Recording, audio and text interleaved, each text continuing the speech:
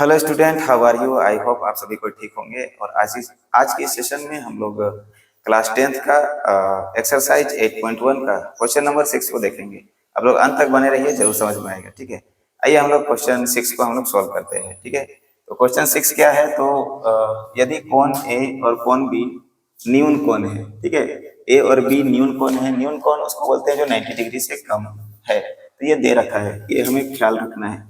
जहां कोस ए बराबर है कोस बी का। ठीक है, कोस ए बराबर है कोस बी, तो दिखाइए कि कोण ए बराबर होगा कोण बी के। हमें दर्शाना है कि कोण ए बराबर है कोण बी, ये प्रूव करना है। ठीक है, तो आइए हम लोग सबसे पहले जो दे रखा है वो लिखते हैं।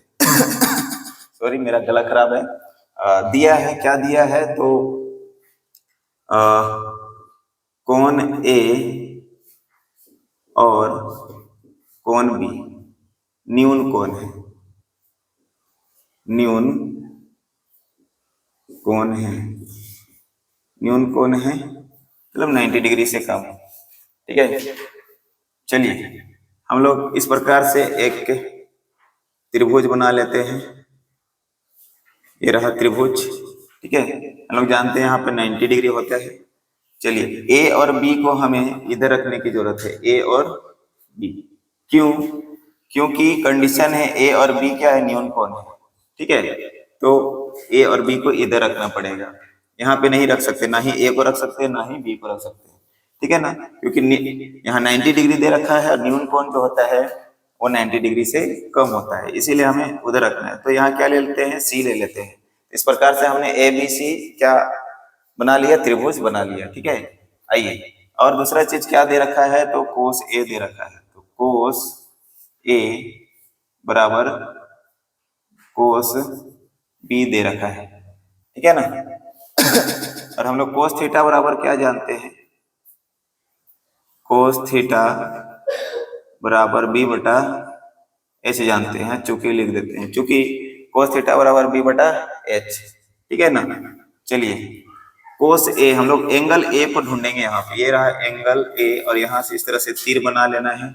और तीर के सामने वाला जो भुजा होता है वो पी कहलाता है। ठीक है, और ये एंगल के साथ जो जुड़ा हुआ भुजा रहता है वो बी कहलाता है। ठीक है ना, हमें बी चाहिए, बी बटा एच। बी कितना है? ये रहा, यही बी है जो कि एसी है। तो मैं यहाँ पे एसी लिख देता हूँ। ठीक है, बी बटा एच, 90 डिग्री के सामने वाला जो भुजा रहता है वो एच कहलाता है। और एच कितना है? तो ए बी है। तो मैं यहाँ पे ए बी लिख देता हूँ। ठीक है, ए बी।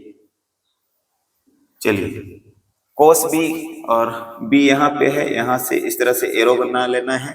और एरो के सामने वाला भुजा पी कहलाएगा। पी कितना हो गया? एसी हो गया। ठीक है, और इस एंगल के साथ जुड़ा हुआ जो भुजा है वो बी कहलाएगा। और बी कितना है? तो बीसी है। और कोस थीटा बराबर जानते हैं बी बटा एच। बी कितना है? तो बीसी। तो बी की जगह में मैं बीसी लिख देता हूँ यहाँ पे।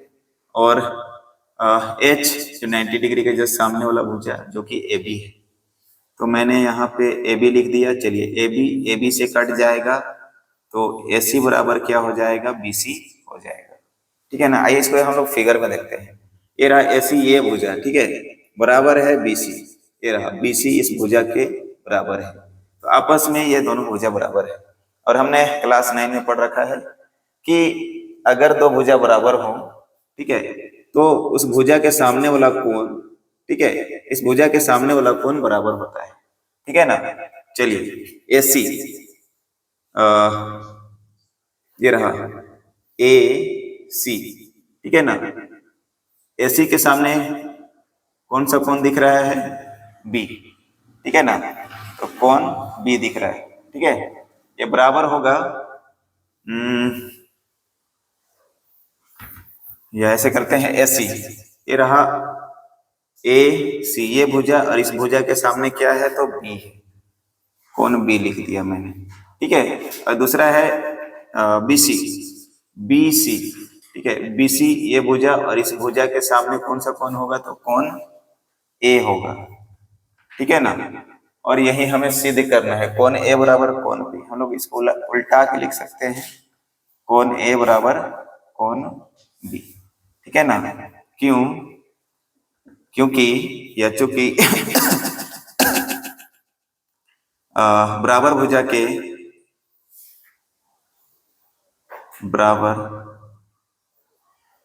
भुजा के सम्मुख कोण बराबर होते हैं। बराबर होते हैं। ठीक है, तो इस प्रकार हमने कोण ए बराबर कोण बी दिखा दिया, दर्शा दिया, यही हमें दर्शाना था। आई होप आप लोग को समझ में आया होगा। अगर समझ में आया है तो प्लीज लाइक, सब्सक्राइब और कमेंट करिए।